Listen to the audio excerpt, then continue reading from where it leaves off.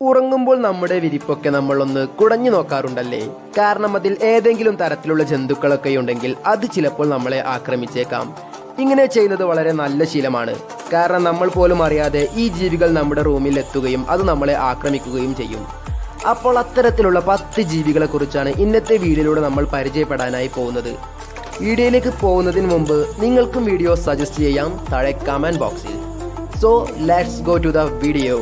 Video തുടങ്ങുന്നതിന് മുമ്പ് നമുക്ക് ഇന്ത്യയിലെ പോപ്പുലറായ ടെക്സാൽ എന്ന ആപ്പിനെ കുറിച്ച് പറയാം. നിങ്ങൾക്ക് സെൻസിബിൾ ഒബ്സർവേഷൻ അല്ലെങ്കിൽ എക്സലന്റ് പ്രൊഡിക്ഷൻ സ്കിൽ ഉണ്ടെങ്കിൽ ഈ ഒരു ഗെയിം നിങ്ങൾക്കുള്ളതാണ്. നിങ്ങൾ ഇതിൽ 10 രൂപ ഇൻവെസ്റ്റ് ചെയ്യുകയാണെങ്കിൽ ഇതിന്റെ 9 ഇരട്ടി തിരിച്ചു കിട്ടും. ഓരോ 15 മിനിറ്റിലും 9 തവണ വിജയിക്കാം. അതിനുവേണ്ടി ഒരു സ്ട്രാറ്റജി പറയാം. പ്രൊഡിക്ഷന് മുമ്പ് തന്നെ വിന്നിംഗ് ലിസ്റ്റ് ചെക്ക് ചെയ്യുക. ഓൾറെഡി ഓപ്പൺ ആയ നമ്പേഴ്സിന് പകരം എമൗണ്ട് അസെൻഡിംഗ് ഓർഡറിൽ ഈ ഒരു 2, 3 എന്നീ ഓപ്പൺ ചെയ്യാത്തതിൽ ഇൻവെസ്റ്റ് ചെയ്യുക. ഈ ഒരു സ്ട്രാറ്റജി നിങ്ങൾക്ക് 100% വിജയം നൽകും. പിന്നെ നിങ്ങൾ ഇട്ട മണി റിക്കവർ ചെയ്യാം, അതും അഡീഷണൽ എമൗണ്ടോട് കൂടി. സോ ആപ്പിന്റെ ലിങ്ക് ഞാൻ ഡിസ്ക്രിപ്ഷനിൽ കൊടുത്തിട്ടുണ്ട്. താല്പര്യമുള്ളവർക്ക് ഡൗൺലോഡ് ചെയ്യാം.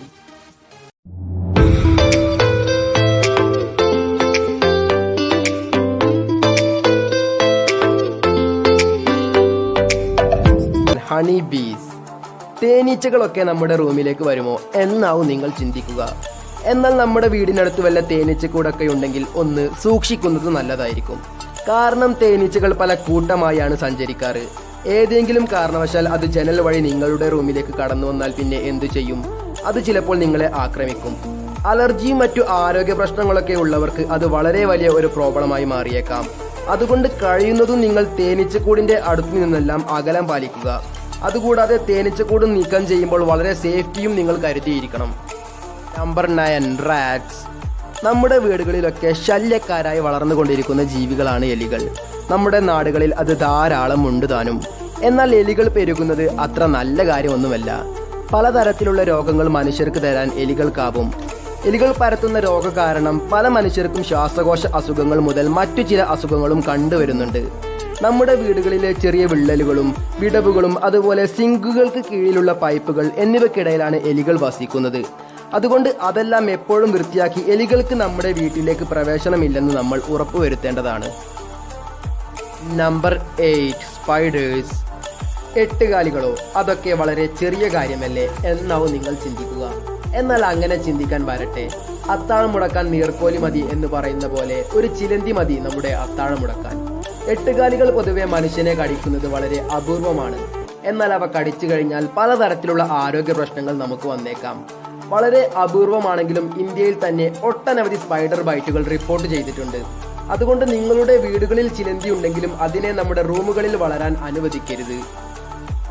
Number 7 snakes.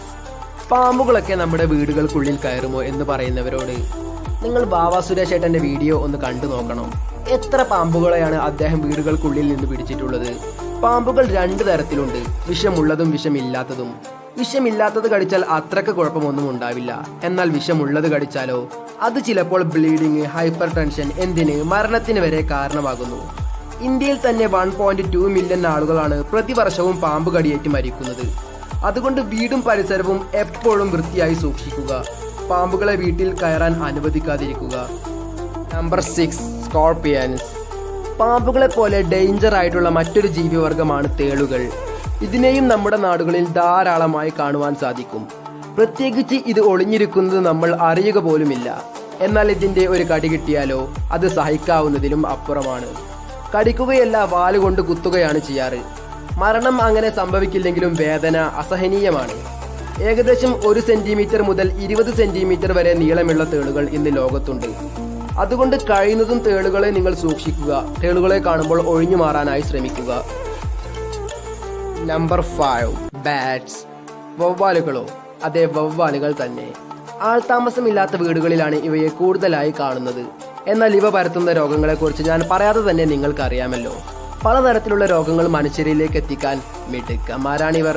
അതുകൊണ്ട് തന്നെ വീട് വിട്ട് നിങ്ങൾ എവിടേക്കെങ്കിലും പോകുന്നുണ്ടെങ്കിൽ വവ്വാലുകൾ കയറാതിരിക്കാനുള്ള മുൻകരുതലുകൾ എടുക്കുക. അല്ലെങ്കിൽ ലൈറ്റ് ഓൺ ചെയ്ത് ഇട്ടാലും മതി.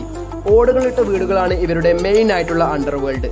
അതുകൊണ്ട് അത്തരത്തിലുള്ള വീടുകളുള്ളവർ കുറച്ചുകൂടി അധികം ശ്രദ്ധിക്കുക. Number 4 Bugs. രാത്രിയിലെ സുഖനിദ്രയിൽ ചെറിയൊരു മുത്തം, പിന്നെ രോഗങ്ങളുടെ പരമ്പര, അതാണ് ബഗ്സ്. പ്രത്യേകിച്ച് കിസ്സിംഗ് ബഗ്സ് എന്നറിയപ്പെടുന്ന ബഗ്സ് ഷാഗസ് എന്ന രോഗം പരത്തുവാൻ മിടുക്കന്മാരാണ്. പക്ഷെ നമ്മുടെ നാടുകളിൽ കാണപ്പെടുന്ന ബഗ്സ് അങ്ങനെ രോഗങ്ങളൊന്നും പരത്താറില്ല. പക്ഷേ അവയുടെ ഒരു കടി കിട്ടിക്കഴിഞ്ഞാൽ ചില ആളുകൾക്ക് അലർജിക് റിയാക്ഷൻസ് ഒക്കെ വരാൻ സാധ്യതയുണ്ട്.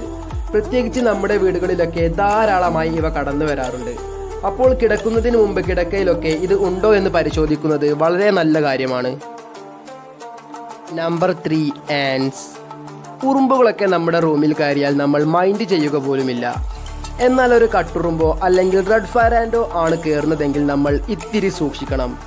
കാരണം ഇവയുടെ കടി താങ്ങാവുന്നതിലും അപ്പുറമാണ്. ഇതിലെ റെഡ് ഫയറാൻഡ്സ് അമേരിക്കയിലാണ് കൂടുതൽ കാണുന്നതെങ്കിൽ കട്ടുറുമ്പിനെ നമ്മുടെ ചുറ്റുപാടും ധാരാളമായി കാണാൻ സാധിക്കും. അപ്പോൾ ഇത്തരത്തിലുള്ള ഉറുമ്പുകളൊക്കെ നമ്മുടെ വീടുകളിൽ കയറിയാൽ നൈസായിട്ട് അതിനെ തട്ടിക്കളയുക.